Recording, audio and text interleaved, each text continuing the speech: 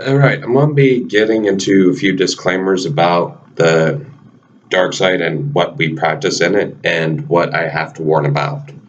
So, whenever it comes to my experiences with involving myself with other people that are very spiritually inclined, I have noticed that now I'm starting to have more spirits that are revealed whenever it comes down to it. Because if you ever bump into a person and you, for some reason, feel a hatred or envy or any of these things without any really due cause or reason for it, it's because the spirits of which you're operating with don't like them. Okay.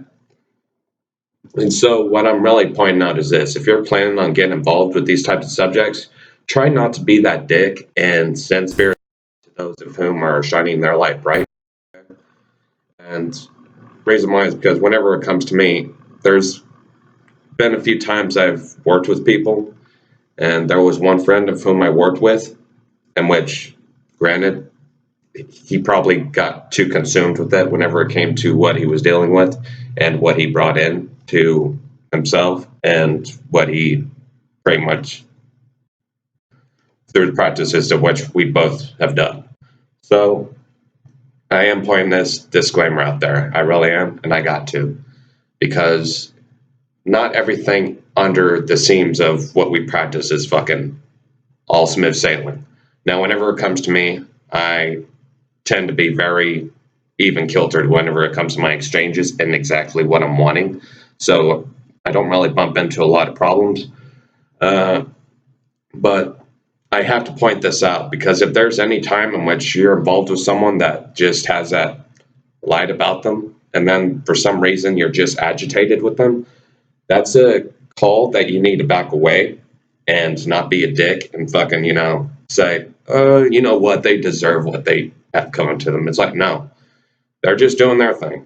So let them do that. Let them do them. Let them shine their fucking light and let you do you, okay? Whenever it comes to that, don't fuck with any of that. So that's the one thing I learned, is I learned that whenever it comes to people of whom possess different spirits, it's not always going to go according to plan, even though you two might be badass with each other without the spirits per se. It's like, if you're going to continue your involvement with practices with your spirits, it's best to just be mindful that not every reaction is from you, okay? Because you will develop a very intimate connection whenever it comes to what you provide and what they provide back. Now, if this starts to consume you, then it's pretty much a tell sign that you are not made for the practices of the dark side.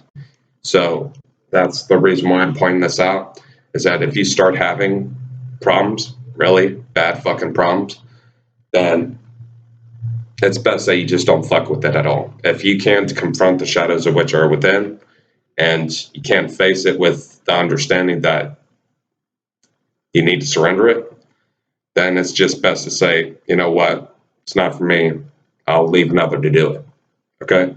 So whenever it comes to me, I'm not fucking saying, oh, everybody should practice the dark side. Now, whenever it comes to the occult, I want everybody to fucking practice it. But whenever it comes to the dark side of it, I generally warn people because it is pretty, let's say, it can get quite dangerous if you don't know how to handle it.